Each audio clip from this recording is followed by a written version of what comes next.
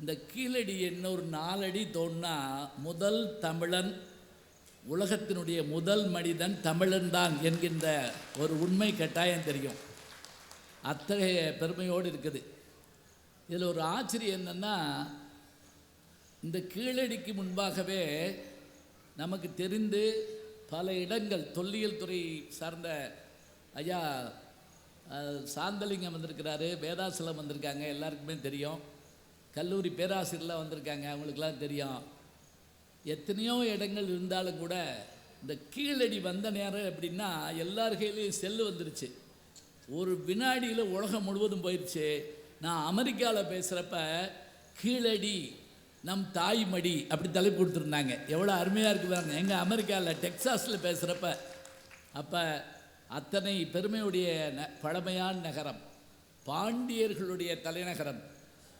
நம்முடைய தெய்வம் கூட யாருன்னு கேட்டால் மீனாட்சி, பாண்டிய நாட்டு இளவரசி தாங்க. அதுக்கு என்ன ஆதாரம் அப்படின்னா, எங்கள் பேராசிரியர் தோ பரமசிவன் எழுதுவார், அந்த அம்மா அரசாட்சி ஏற்றுக்கிற அன்னைக்கு திக்கு விஜயம் செஞ்சு அரசாட்சி ஏற்றுக்கிற அன்னைக்கு வேப்பம்பூ மாலை போடுவாங்க. பாண்டியர்களுக்கே உரியது வேப்பம்பூ மாலை. சின்னம் மீன், மாலை வேப்பம்பூ மாலை. அந்த பாண்டிய குல மன்னர்கள் ஆண்ட பகுதி இந்த பகுதி. ஆற்றங்கரை நாகரிகத்தில் இன்னும் உயிரோடு இருக்கக்கூடிய நகரங்களில் மதுரை மிக முக்கியமான இடத்தை வகிக்கிறது. எத்தனையோ ஆற்றங்கரை நாகரிகங்கள் பார்த்துருப்போம். ஆனால் அங்கெல்லாம் மக்கள் இருக்காங்களா? அங்கே இதே மாதிரி பெருமை இருக்குதா? இப்போ தூங்கா நகரம் சொல்கிறோம். பாரிஸ் தூங்கா நகரம் இல்லையா? தூங்கா நகரம் தான், தூங்க மாட்டாங்க. லண்டனில் தூங்கா நகரம் இருக்குது. அமெரிக்காவில் லாஸ் வேகஸ்னு ஒரு இடம், அது சாயங்காலம் 6 மணிக்கு தான் விடியும், காலையில் 6 மணிக்கு முடியும். அது தூங்கான. ஆனால் அதெல்லாம் எப்படின்னாங்க, களியாட்டங்களால் பொழுதுபோக்குகளால் தூங்கா நகரம். மதுரை கலைகளால் தூங்கா நகரம். ஒரு பக்கம் வள்ளி திருமண நாடகம் நடக்கும், ஒரு பக்கம் முளைப்பாரி பாட்டு கேட்கும், ஒரு பக்கம் குலவ சத்தம் கேட்கும். எங்கே பார்த்தாலும் மக்கள் முழிச்சிருப்பாங்க. மதுரை காஞ்சி என்ற ஒரு நூல் இருக்கிறது தமிழில். அந்த 10 பாட்டில் வரக்கூடிய அந்த மதுரை காஞ்சியை பாடியவர் மருதன் இல்லை மாங்குடி மருதனார். அந்த மாங்குடி இந்த மாங்குடி இல்லை, அது திருநெல்வேலி பக்கத்தில் இருக்கக்கூடிய சங்கரங்கோயில் போகிற வழியில் இருக்குது, ராஜபாளையத்திலிருந்து. அந்த மாங்குடி மருதனார் இந்த இதை மதுரை காஞ்சியை பாடுகிற போது அவர் சொல்கிறாரு, அற்புதமாக சொல்கிறார். மதுரையினுடைய பெருமையெல்லாம் சொல்லி அல்லங்காடிங்கிறது இருந்தது அப்படிங்கிறார். அல்லங்காடினா என்னென்னா இரவு கடைகள் தான் அர்த்தம். அங்காடினா கடை நமக்கு தெரியும். அல்லுனா இருட்டு, இரவு நேரத்திலும் இங்கே கடைகள் இருந்தது அப்படிங்கிறத அதில் சொல்கிறாங்க. அப்போ இத்தனை பெருமையுடைய நகரம் இன்றைக்கும் அதே சிறப்போடு இருக்குது. இதில் இந்த ஊரில் பாரதி ஒரு 4 மாதம் வேலை பார்த்துருக்காரு சேதுபதி மேல்நிலைப்பள்ளியில். அது கூட பெருசு இல்லைங்க.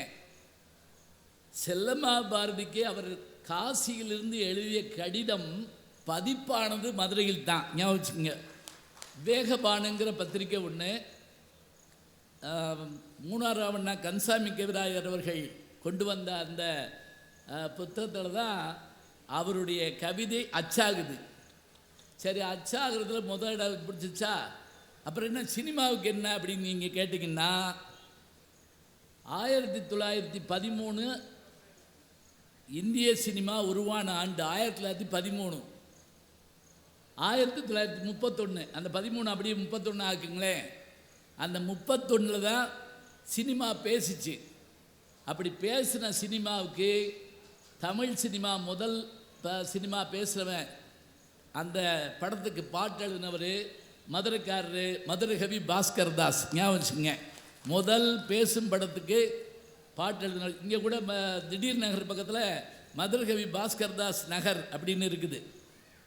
இப்போ பாருங்கள், சினிமா வந்தாலும் நம்ம தான் முதல்ல, பாரதி எழுதினாலும் முதல்ல நம்ம தான், எதாக இருந்தாலும் முதல்ல நம்ம தான்னா அது பெருமைக்காக இல்லைங்க, அது உண்மைக்காக சொல்கிறோம். நம்ம வேற ஒன்றும் இல்லை. அதாவது திரை இசை பாடல்கள் இலக்கியம் ஆகுமா? முதல்ல இலக்கியம்னா என்னன்னு ஆரம்பித்து அது ரொம்ப நேரம் ஆக்கிடப்படாது. எல்லாருக்கும் தெரியும், ஒரு இலக்கு வைத்துக்கொண்டு அந்த இலக்கை நோக்கி மனிதனை செலுத்துவது இலக்கியம். ஞாபகம் வச்சுக்கோங்க. இப்போ உதாரணமாக சிலப்பதிகாரம்னு வச்சுக்கோங்க. அதில் ஒரு இலக்கு இருக்கும். 3 விஷயத்தை சொல்லும். அரசியல் பிழைத்தோர்க்கு அறம் கூற்றாகும், உரைசால் பத்தினியை உயர்ந்தோர் ஏற்றுவர், ஊழ்வினை உறுத்து வந்து ஊட்டுதும் என்பது சூழ்வினை சிலம்பு காரணமாக நாட்டுதும் யாம் ஓர் பாட்டுடை செய்யுள் அப்படின்னு சொல்லுவார் இளங்கோவடிகள். இது அந்த காப்பியத்தினுடைய நோக்கம். திருக்குறள் எடுத்துக்கிட்டீங்களா, மனுஷனாக பிறந்தா அவன்கிட்ட அறம் இருக்கணும், அவன் பொருள் தேடணும், அதனால் அவன் இன்பம் தூக்கணும். முதல்ல அறம் முக்கியமான ஒன்று என்று சொன்ன நூல் தமிழ் அறம் எது என்று கேட்டால் திருக்குறள். சரி, இப்போ நம்ம ஒரு கேள்வி வைக்கிறோம். இதெல்லாம் கொண்டு வந்து நீங்கள் திரை இசை பாடல்கள் கொண்டு சேர்க்குறீங்களே அப்படின்னு கேட்பீங்க. இதுக்கு ஒரு காரணம் சொல்கிறேன் கேளுங்க. ஒவ்வொரு விஷயத்துலேயும் ஒரு இலக்கியத்துக்கான தன்மை இருக்கும். உதாரணமாக ஆரம்ப காலங்களில் சினிமா பேசிய போது அவங்க என்ன பண்ணாங்க தெரியுங்களா? வேறு ஒன்றும் இல்லைங்க, நம்ம புராணங்களை பூரா படமாக்குனாங்க. புராணத்தை பூரா படமாக்குனதுனால கந்த புராணத்தில் வள்ளி திருமணம் தொடங்கி, வள்ளி திருமணமே 3 தடவை படமாக்கியிருக்கு. ஞாபகம் வச்சுங்க. உங்களுக்கு ஒன்று சொல்லிடுறேன், மதுரையில் பேசுகிறப்ப கவனமாக பேசணும். ஏன் தெரியுமா? எல்லாரும் எல்லா படமும் பார்த்து வச்சுருப்பாங்க, ஒரு சினிமா விட மாட்டாங்க. நம்ம இலக்கியத்தில் தப்பு விட்டால் கூட தப்பிச்சுக்கிடலாம், அப்புறம் போய் சாரி சொல்லிடலாம். சினிமாவில் தப்பு விடவே முடியாது. நானே பார்த்துருக்குறேன். அதனால் ஆரம்ப காலில் என்ன பண்ணாங்கன்னா அப்படியே புராணங்களை கீழே இறக்குனாங்க. அப்புறம் என்னாச்சு அப்படின்னா இலக்கியங்களை கொண்டு வந்தாங்க. சிலப்பதிகாரம் போல், சிவசிந்தாமணி போல் கொண்டு வந்தாங்க. அப்படி அவங்க கொண்டு வந்த இப்போ யாரெல்லாம் கூட இருந்தா, ஒரே ஒரு சம்பவத்தை சொல்லிவிட்டு உங்களை கூப்பிட்டுறேன் பேச, ஒன்றும் பயப்படாங்க. ஒரே ஒரு சம்பவம். அந்த காலத்து சூப்பர் ஸ்டார் யாருன்னு கேட்டிங்கன்னா எம்கே தியாகராஜ பாவதர். அவர் நடித்தது 14 படம் தான், 14 படம் தான். அதில் 10 படம் தான் ஓடிச்சு. ஆனால் ஒரு படம் 3.5 வருஷம் ஓடிச்சு. அதுதான் பெரிய விஷயம். ஹரிதாஸுங்கிற படம் 3.5 வருஷம் ஓடிச்சு. அவர் ஒரு நாள் பொள்ளாச்சியில் ரயில் ஏறுறாரு. கூட ஏறினவர் யாருன்னு பார்த்தீங்கன்னா திருமுருக கிருபானந்த வாரியார் சாமி. அவர் ஏறினவர் இவருக்கு விபூதி கொடுத்தாரு, வாங்கி பூசிக்கிட்டாரு. இப்போ வாரியார் கேட்டிருக்காரு, நீங்கள்லாம் இவ்வளோ கூட்டம் வருதே உங்களை பார்க்க, நல்ல விஷயங்களை நீங்கள் சொன்ன என்னான்னு கேட்டார்.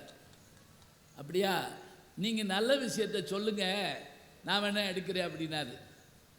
அந்த ரயில் சென்னை போகிறதுக்குள்ளே கிருபானந்த வாரியார் சொன்ன கதை பொய்யாமொழி புலவருடைய கதையாக சொல்லி சிவகவி என்ற படமாக அதை எடுத்தாங்க. அந்த படம் 100 நாள் ஓடிச்சு. ஞாபகம் வச்சுங்க. எங்கேருந்து இலக்கியம் வருதுங்கிறதுக்காக சொல்கிறேன்.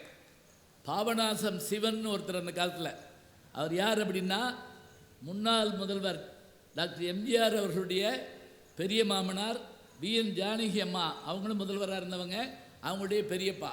பாபநாசம் சிவன் பாட்டு எழுதுவார், அதில் புராண செய்திகளை சொல்லுவார், அவரே இசையமைப்பார், அவரே பாடி அவரே நடிப்பார். ஆதிகால டி ராஜேந்தர் அவர் தான். பின்னாடி வந்தார்ல டி ராஜேந்தர், பாட்டு இசை எல்லாம் அது அவர் தான்.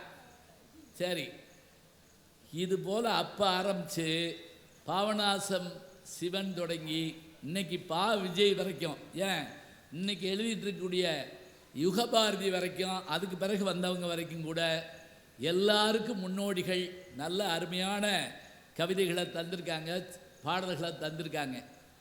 அதெல்லாம் இலக்கியத்தோடு ஒத்துக்கிற முடியுமா, முடியாதா? இதைத்தான் இன்றைக்கி பேச வந்திருக்காங்க. இப்போ நான் இலக்கியம்னு என்னன்னு சொல்லிட்டேன்.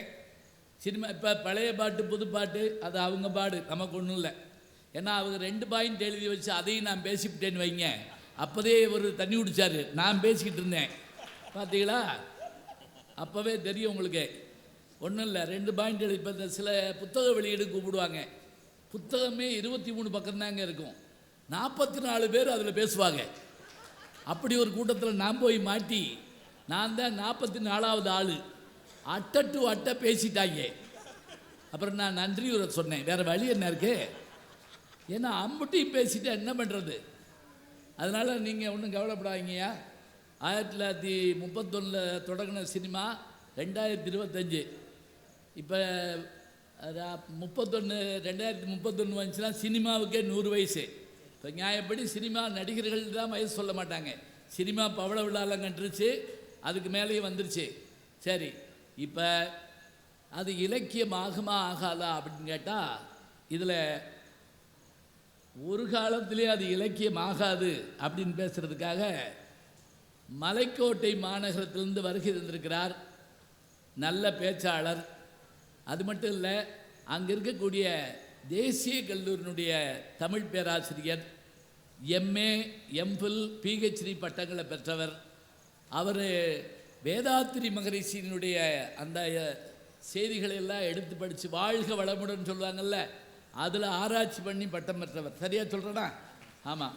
இத்தகைய வர வர வடிவேலு படம் மாதிரி ஆகிப்போச்சு. சரியாக தானே பேசுகிறேன் அப்படின்னு கேட்டுக்கிற வேண்டியிருக்கேன். நல்ல பேராசிரியர், மிகச்சிறப்பாக பேசக்கூடியவர். இத்தகைய பெருமைகளை கொண்ட பேராசிரியர் டாக்டர் நீலகண்டன் அவர்கள் இங்கே வருகை தந்திருக்கிறார். இலக்கியம் ஆகாது. ஆமாம், எடுத்தோடனே ஆகாதுன்னு பேசுங்க, வேறு வழி இல்லை. அப்போ தான் ஆகும்னு பேச முடியும். ஏன்னா ஆகும்னு பேசி ஆகாதுன்னு பேசுனா அப்புறம் அதில் ஒரு சிக்கல் இருக்கும். அதுக்கு தான் ஐயா அடுத்து உட்காந்துருக்கவர் யாருன்னா, அவர் நம்ம டீம்லேயே என் கூட பல்லாண்டு காலமாக பயணம் பண்ணுறவர். நல்லா பேசுவார், இனிமையாக பாடுவார்.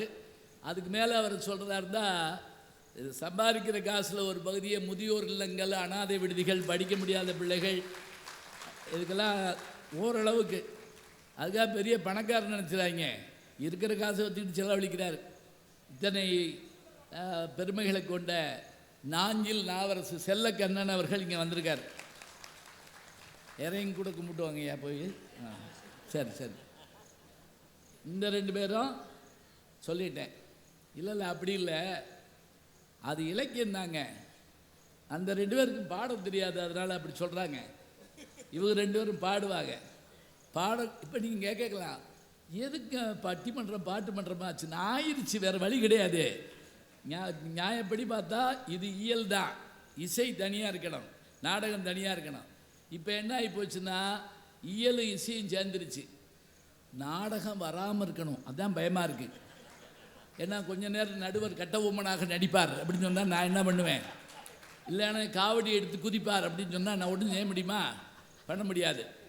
அதனால் இந்த பக்கம் அதில் முதல்ல அமர்ந்திருப்பவர்கள், இலக்கியமாகும் என்று பேசுவதற்காக வந்திருப்பவர்கள், நம்முடைய திருச்செந்தூர் கல்லூரி கோவிந்தம்மாள் ஆதித்தனார் கல்லூரியினுடைய தமிழ் பேராசிரியை. படிக்கிற காலத்திலே திருவனந்தபுரத்தில் முதுகலை தமிழில் தங்கப்பதக்கம் பெற்ற ஒரு நல்ல மாணவி. இப்போ பேராசிரியராக இருக்கிறாங்க. பேராசிரியை டாக்டர் ஸ்ரீமதி தியாகராஜன் அவர்கள் இங்கே வந்திருக்கிறாங்க. அதே போல் அடுத்து முதல்ல பேச இருப்பவங்க அவங்க, அவர்களுடைய தந்தையார் மிகச்சிறந்த பேச்சாளர், என்னுடைய இனிய நண்பர். அவர்களும் அருமையாக பேசுவாங்க, அழகாக பாடுவாங்க. வணக்கத்திற்குரிய சொல்லரசி தங்கபாரதி அவர்கள் இங்கே வருகை தந்திருக்கிறார். இவ்வளோதாங்க ஆளுங்க, மொத்தம் 5 ஆள் தான். ஒரு பள்ளிக்கூடத்தை கடந்தோம்னா ஒருத்த சொல்லுவான், எல்லாரும் திருப்பி சொல்லுவாங்க, ஓதாமல் ஒரு நாளும் இருக்க வேண்டாம், ஒருவரையும் பொல்லாங்கு சொல்ல வேண்டாம், மாதாவை ஒரு நாளும் இதெல்லாம் சொல்லி கொடுப்பாங்க, காதில் கேட்போம். அதுபோல் செல்வத்துள் செல்வம், ஏன் தெரியுமா? செல்வம் செல்வத்துள் எல்லாம் தலைனா மற்ற செல்வங்கள் மறையலாங்க. நம்ம பார்த்துக்கிட்டு இருக்கப்பவே இப்போ நம்ம பார்க்குறோம் 100 மாடி கட்டடம்னு பார்க்குறோம், அது மின்னல் வேகத்தில் அதில் ஏதாவது ஆகி அப்படி இடிஞ்சு விழுகிறத பார்க்குறோம். அப்படியே பயந்து உட்கார்ந்துருக்கோம். கண்ணுக்கு எதிரே மெய், வாய், கண், மூக்கு, செவி. இதில் செவிக்கு முக்கியத்துவம் என்ன? மெய், உடம்புல போடுற சட்டை கிழிஞ்சு போகலாம், சாப்பிட்ட உணவு தெரிச்சு போகலாம், பார்த்த காட்சி மாறி போகலாம், நுகர்ந்த வாசனை கூட மறந்து போகலாம், கேட்ட கல்வி மறக்கவே கூடாது ஒரு நாளும். அதனால தான் கர்ணன் தன்னுடைய ஜாதியை மறைச்சு பரசுராமர்கிட்ட போய் பாடம் கேட்ட போது அவர் என்ன தண்டனை கொடுத்தார் தெரியுமா? நீ தெரிஞ்சோ தெரியாமலா படிக்க வந்துட்ட, பரவாயில்ல, உனக்கு வேற சாபம் கொடுக்கல, நீ படித்த பாடம் மறந்து ஓட்டுட்டாருங்க. அதனால தான் இன்னைக்கு வரைக்கும் அவன் எக்ஸாம் போடுறவனுக்கு பூரா மறந்து போதில்ல, அது அவர் கொடுத்த சாபம் தான். அது இருக்கட்டாப்ப. அதனால் நல்லா உட்காந்து கேளுங்க. திரை இசை பாடல்கள் இலக்கியம் ஆகுமா ஆகாதான்னு கேட்டு ஆகாது என்று பேசுமாறு நம்முடைய நீலகண்டன் அவர்கள் பேராசிரியர்களை அன்போடு அழைத்து முதல் சுற்று பேச்சை நிறைவு செய்கிறேன். நன்றி, வணக்கம். வணங்குதலுக்கும் போற்றுதலுக்கும் உரிய நகைச்சுவை சக்கரவர்த்தி நடுவர் பெருந்தகை அவர்களே, வாதிட வந்திருக்கிற இலக்கிய வழக்கறிஞர்களே, என் எதிரே அமர்ந்திருக்கிற தமிழ் தொப்புள் கொடி உறவுகளே, உங்கள் அத்துணை பேரையும் வணங்கி மகிழ்கிறேன்.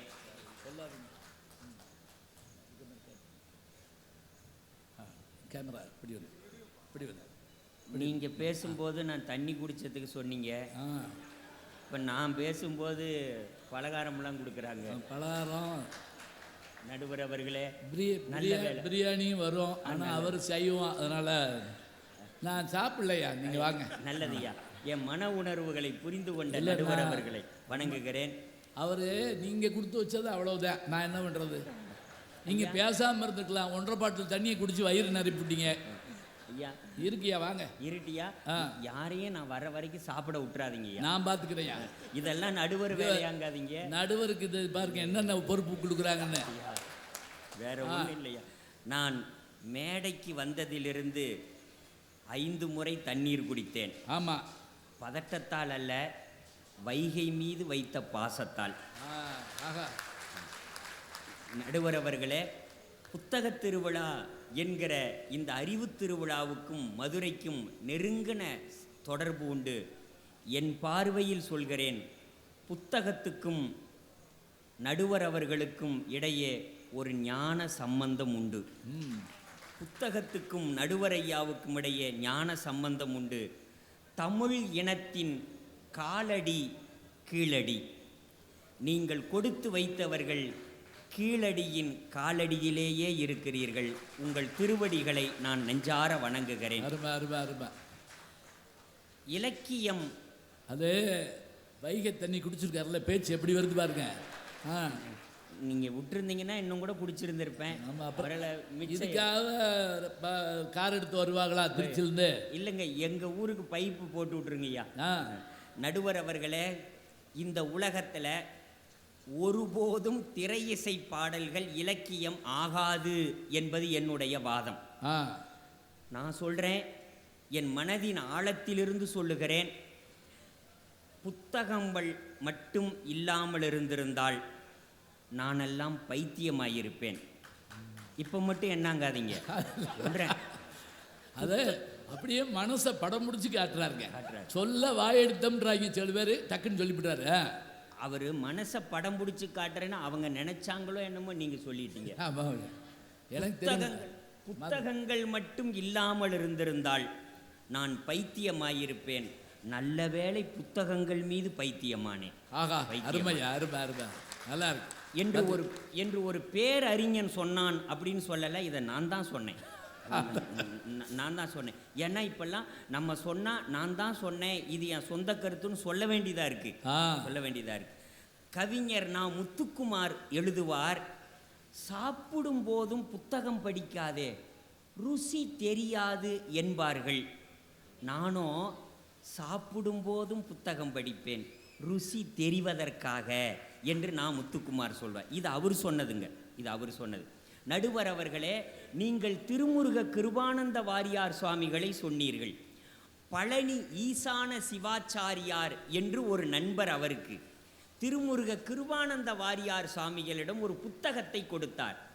இரவு கூட்டம் முடிந்ததற்கு பிறகு அந்த நூலை வாசித்து விட்ட சுவாமிகள் அதிகாலை அடுத்த நாள் காலையில் தான் அணிந்திருந்த தங்க ருத்ராட்ச மாலையை கழட்டி காங்கேயநல்லூர் முருகப்பெருமான் கோயிலுக்கு கொடுத்து விட்டார். ஒரு துறவியை மேலும் துறவி ஆக்கியது அன்று இரவு அவர் படித்த புத்தகம்தான். அப்படி என்ன புத்தகத்தை வாரியார் சுவாமிகள் படித்தார் என்றார். டால்ஸ்டாய் எழுதிய நாம் செய்வது என்ன என்கிற புத்தகம்தான் ஒரு துறவியை மேலும் துறவி ஆக்கியது. நடுவர் அவர்களே, இந்த பாருங்க, இது மொழிபெயர்ப்பு வந்திருக்கு, போகிறப்போ வாங்கிட்டு போகணும். லியோ டால்ஸ்டாய், காந்தியடிகளுக்கு குரு, ஞாபகம் வச்சுக்கங்க. Leo Tolstoy. நான் ரஷ்யா போயிருந்தப்ப, நம்பணும் வேறு வழி கிடையாது, நான் ரஷ்யா போயிருந்தப்ப அந்த டால்ஸ்டாய் பண்ணைக்கு போயிட்டு வந்தேன் நான். அப்போ பாருங்க, அந்த அந்த புத்தகம் அந்த துறவியை மேலும் துறவி ஆக்கிட்டு. அதான் அவர் எழுதின அந்த புத்துயிர்ப்புங்கிற அந்த இதெல்லாம் படித்து பார்த்தீங்கன்னா அவ்வளோ அருமையாக இருக்கும்.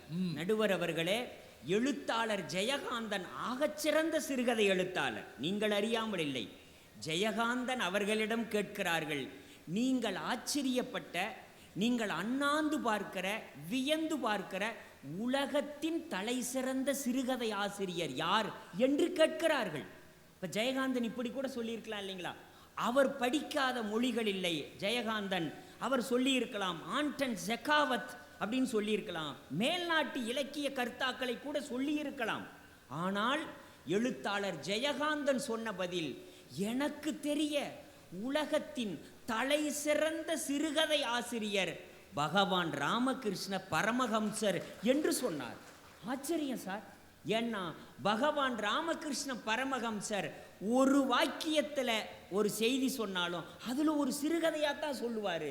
நான் இப்படி யோசிக்கிறேன், என் மதுரை வாழ் தமிழ் மக்களே, ஒரு துறவியை டால்ஸ்டாய் புத்தகம் மாற்றியதும், ஒரு பொதுவுடைமை சித்தாந்தியை ஒரு துறவியினுடைய புத்தகம் மாற்றியதும் மாற்று சிந்தனை உள்ளவர்களை கூட தன்பால் ஈர்க்கிற பெருமை இலக்கியங்களுக்குத்தான் உண்டு, இலக்கியங்களுக்குத்தான் உண்டு. இதே மதுரையில் உலகத்தமிழ் மாநாடு நடக்கிறது. பேராசிரியர்களுக்கும் பொழிவாளர்களுக்கும் சங்க இலக்கியத்தின் மாண்பு என்று தலைப்பு தந்திருக்கிறார்கள். ஆனால் உலகத்தமிழ் மாநாட்டில் பேசுகிறோம் என்று மாதக்கணக்கில் தயார் செய்து வந்தவர்களுக்கு மேடையில் வந்ததும் நேரம் குறைக்கப்படுகிறது. 5 மணித்துளி 2 மணித்துளி ஆனது. மேடைக்கு வருகிறார் ஒரு பேராசிரியர். எனக்கு சங்க இலக்கியத்தின் மாண்பை பற்றி பேசுவதற்கு 2 மணித்துளிகள் தேவையில்லை, 1 மணித்துளி போதும். இந்த உலகத்தமிழ் மாநாட்டுக்கு வந்தவர்கள் ஊருக்கு போனால் உங்களுக்கு உலகத்தமிழ் மாநாடு என்ன சொல்லி கொடுத்தது என்று கேட்டால் நீங்கள் எதையும் சொல்ல வேண்டாம், சங்க இலக்கியத்தின் மாண்பு இதோ மாநாட்டு பந்தலில் எழுதப்பட்டிருக்கிற பதாக இருக்கிறதே, யாது ஊர் என்றால் யாதும் ஊரே என்று சொல்லுங்கள், யாவர் கேளீர் என்றால் யாவரும் கேளீர் என்று சொல்லுங்கள், இதுதான் சங்க இலக்கிய மாண்பு, வாய்ப்புக்கு நன்றி அப்படின்ட்டு அவர் உட்காண்டார். நான் உட்காரல. இல்ல நீங்க என்ன திரைசை பாடல ஆகாதுன்னு இன்னும் வரலையே. வரங்க நீங்க இந்த மாப்பிள்ளை விநாயகர் தேட்டர்ல இங்கிலீஷ் படம் 5 ரீலே இருக்கும், ட்ரைலர் 13 ரீல் போடுவாங்க. நான் பார்த்துருக்கேன். இடைவெளியில் ஒரு 13 படம் போட்டு மூலப்படம் எதுன்னே மறந்து போயிடும். நடுவர் அவர்களே, அப்படி மணித்துளி பேச்சு, மணியான பேச்சு என்று அடுத்த நாள் தினமணி பத்திரிகையில் வந்தது. அவர் மதுரை இளங்குமரனார் என்கிற பேராசிரியர் என்பதை நீங்கள் அறிவீர்கள். நடுவர் அவர்களே, அது நம்ம உலகத்தினுடைய இதே மதுரையில் பணியாற்றிய டாக்டர் வரதராசனார் மூவா அவர்கள் உடைய முனைவர் பட்ட ஆய்வு பழந்தமிழ் இலக்கியங்களில் இயற்கை என்பது. அவர் சொல்லுகிற ஆய்வு முடிவே என்ன தெரியுமா? உலக இலக்கியங்களில் தாய் இலக்கியம் நம்முடைய சங்க இலக்கியத்துக்கே பாவடிவம் தந்தது நாட்டுப்புற இலக்கியம்தான், நாட்டுப்புற இலக்கியம்தான் என்று சொல்லுகிறார். ஏன் தெரியுமா? மூங்கில் இலை மேலே தூங்கும் பனி நீரே, தூங்கும் பனி நீரை வாங்கும் கதிரோனே என்கிற 2 அடி நாட்டுப்புற பாட்டுக்கு இணையாக ஒரு இலக்கியத்தை சொல்லிவிடவே முடியாது. நடுவர் அவர்களே, நீங்க இலை மேல தண்ணி உக்காந்து இருக்குதுன்னு சொல்லலாம், தண்ணி கிடக்குதுன்னு சொல்லலாம், ஆனால் உருண்டு திரண்டு இலை நுனியில் தண்ணீர் துளி தூங்குகிறதுன்னு சொன்னாம்பாரு சார், சொன்னாம்பாரு. இது இலை மேல் இருக்கிற தண்ணீரை சூரிய கதிர்கள் வாங்குகிறது. ஒரு விதத்தில் இலை தன் துளியை மகளை தாரை வார்த்து கொடுக்கிறது. சூரியன் சுயம்வரம் நடத்தி கட்டிக்கொள்கிறான் என்கிற வாசகத்துக்கு இணையாக ஒரு திரைப்பட பாடலை உங்களால் சொல்ல முடியுமா? நடுவர் அவர்களே, தெம்மாங்கு பாட்டுக்காரனினுடைய பாட்டில் வியர்வையின் பிசுபிசுப்பு இருக்கும். ஒரு நாற்று நடுகிற பெண் போடுகிற குளவையில் சேற்று வாசமடிக்கும். ஏற்ற பாட்டில் கூட அவன் இறைக்கிற தண்ணீரில் ஒரு ஈரம் இருக்கும். ஏற்பாட்டில் கூட உழுகிற புழுதியினுடைய வாசமடிக்கும். இதுதான் நாட்டுப்புற இலக்கியத்தில் உழைப்பாளிகளினுடைய மண்ணின் குரல் அடிக்கும், மண்ணின் குரலாக இருக்கும். அது நாட்டுப்புற இலக்கியம் என்கிறேன் நான். அது மட்டும் இல்லைங்க, சங்க இலக்கியத்தின் மாண்பு என்ன, நாட்டுப்புற இலக்கியத்தின் செம்மாந்த சிறப்பு என்ன, அற இலக்கியம் என்று சொன்னீர்கள். நடுவர் அவர்களே, சினிமா பாட்டுக்கு வாங்கங்கிறீங்க, அது ஆகாது இலக்கியம். அதனால உங்களுக்கு ஆகாதுன்னு சொல்ல, எப்படி ஆகாதுன்னு சொல்லணும். நடுவர் அவர்களே, ஆகாத ஒன்றை பற்றி நமக்கு எங்க பேச்சு? அப்படியா? நடுவர் அவர்களே, நீங்க முருகு பொருநாறு 12 முல்லை பெருகு வளமதுரை காஞ்சி மறுவினிய கோல நெடுநல் வாடை கோல் குறிஞ்சி பட்டினப்பாலை கடாத்தோடு 10 என்று 10 பாட்டு இலக்கியம் நமக்கு இருக்கிறது. 10 பாட்டு இலக்கியம், குத்துப்பாட்டு இலக்கியமா? பதில் சொல்லணும். இப்போ வந்தார், இப்போ தான் வர்றாரு. நடுவர் அவர்களே, நீங்க வைரமுத்து எழுதுகிறார், நாமெல்லாம் வாழ்க்கையை வெளியே தொலைத்து விட்டு சினிமா கொட்டகையின் செயற்கை இருட்டில் போய் நம்மூர் ஜனங்கள் தேடுகிறார்கள். இரவை காசு கொடுத்து அடமானம் வைக்கிறார்கள் சினிமா கொட்டகையில். மேட்டனி காட்சிகளால் பகலை அழுக்காக்குகிறார்கள். திரைப்படக்காரர்களே, நீங்கள் இந்த தேசத்துக்கு தருவதெல்லாம் நடிகைகளின் அக்குள் அழுக்கு மட்டும்தானா? அது மட்டுமல்ல, சினிமா என்கிற அந்த கலாபம், அந்த மயில் தோகை விரித்து ஆடி நமக்கு இளைப்பாறலை நிழல் தரும் என்று நினைத்திருந்தோம். ஆனால் அது நம்முடைய பொழுதுகள் மீது எச்சமிட்டு விட்டு சென்று விட்டது. அது மட்டுமல்ல, இந்த சினிமா என்பது இனி திருத்தவில்லை என்றால் அந்த திரைச்சுருளை, வாழ்க்கையின் சுருளை, அதை தீக்குச்சிக்கு தின்ன கொடுப்போம் என்று வைரமுத்து எழுதுகிறார். அது மட்டுமல்ல சார், நீங்க திரைப்படத்தினுடைய வரலாறே சொன்னீங்க. கவிஞர் வாலி எழுதுகிறார், அவதார புருஷன் என்கிற ஒரு நூலில் வாலி எழுதுகிறார், அரிதாரங்களை பாடி பாடி அழுத்து போன நான் ஒரு அவதாரத்தை பாட வந்திருக்கிறேன் என்று இலக்கியத்தில் தான் சொன்னார். அரிதாரங்களை பாடி பாடி அழுத்து போன நான் ஒரு அவதாரத்தை பாட வந்திருக்கிறேன். அது மட்டுமல்ல, ஒப்புக்கு பாட்டெழுதிய நான், தப்புக்கு பாட்டெழுதிய நான், தமிழ் போட்ட உப்புக்கு பாட்டெழுதுகிறேன் என்று ஒரு இலக்கியம் எழுதிய போதுதான் வாக்குமூலம் தந்தார். அது மட்டுமல்ல, இந்த உலகத்தில் ஒரு காலத்தில் பாட்டுக்கு மெட்டு போட்டாங்க, ஒரு காலத்தில் மெட்டுக்கு பாட்டு எழுதுனாங்க. மெட்டுக்கு பாட்டா பாட்டுக்கு மெட்டான்னு கேட்டாங்க கவிஞர் வாலி அவர்கள்கிட்ட. அவர் சொன்னார், மெட்டுக்கு பாட்டு பாட்டுக்கு மெட்டு இல்லை, துட்டுக்கு தான் பாட்டுன்ட்டார். அவரே வாக்குமூலம் தண்டாரு. தமிழ் இனத்தின் மீது இருந்த 2 களங்கம், ஒன்று பிறன்மனை நயத்தல், கள் குடித்தல். இந்த தமிழ் இனத்தின் மீது இருக்கிற இந்த கரையை கழுவுவதில் வள்ளுவர் யோசித்திருக்கிறார். சங்க இலக்கியம் நமக்கு பொது பாடம். சங்க இலக்கியம் தமிழனுக்கு பாடம் என்றால் திருக்குறள் தான் நம்முடைய சிறப்பு பாடம். அந்த 2 அடியில் அடிச்சாதாங்க அழுக்கு போகும். வள்ளுவன் தமிழ் இனத்தின் மீது இருந்த களங்கத்தை, அழுக்கை துவைப்பதற்கு 2 அடி அடிச்சாங்க. பிறன்மனை நயவாமை, கள்ளுண்ணாமை என்கிற அதிகாரத்தை ஓலைச்சுவடியில் எழுதினாம் பாருங்க. பனைமரத்திலிருந்து கிடைக்கிற ஓலையிலேயே பனைமரத்திலிருந்து இறக்குகிற கல்லுண்ணாமைன்னு எழுதுறான, அது இலக்கியம் என்று சொல்லுகிறேன். நடுவர் அவர்களே, திருக்குறளை ஆங்கிலத்தில் மொழிபெயர்த்தார் எல்லீஸ் பாதிரியார். எனக்கு மட்டும் திருவாசகம் முன்பே கிடைத்திருந்தால் நான் லண்டனிலிருந்து தமிழ்நாட்டுக்கு வந்தபோதே சைவனாகவே வந்திருப்பேன் என்று ஜி.யு. போப் சொல்கிறார். திருவாசகத்தை மொழிபெயர்த்தவர் ஜி.யு. போப். திருவாசகத்தை ஈர்த்தது அவருடைய நெஞ்சை, போன்மெல்ட் லிட்ரேச்சர் என்று சொன்னாரே. அது மட்டுமல்ல, தேவ மகனை பாட வந்த கால்டுவெல் திராவிட மொழிகளின் ஒப்பிலக்கணத்தை பாடினார். வேதாகமத்தை பரப்ப வந்த போப் திருவாசகத்தை பரப்பினார். ஏன் தெரியுமா? அந்த இலக்கியத்தினுடைய இருப்பு அதுதான் உயர்வு. இப்படி சொல்லி முடிக்கிறேன். திரை என்கிற சொல்லுக்கு துணி என்று ஒரு பொருள். திரை பாடல்கள் இலக்கியம் அல்ல, அது இலக்கியத்துக்கே போடப்பட்ட திரை. இலக்கியத்துக்கே போடப்பட்ட திரை. திரை என்றால் அலை என்று ஒரு பொருள். அந்த அலை அமைதி இல்லாமல் ஒலித்து கொண்டே இருக்கும். இலக்கியம் ஆழ்கடல் அமைதி. இலக்கியத்திலிருந்து தான் முத்துக்கள் கிடைக்கும். அந்த திரை அலையிலிருந்து நொங்கும் நுரையும் அழுக்குகளும் தான் கிடைக்கும். எனவே நடுவர் அவர்களே, ஒருபோதும் திரை இசை பாடல் நமக்கு இலக்கியம் ஆகாது என்று சொல்லி முதல் சுற்று வாதத்தை நிறைவு செய்கிறேன். நன்றி, வணக்கம்.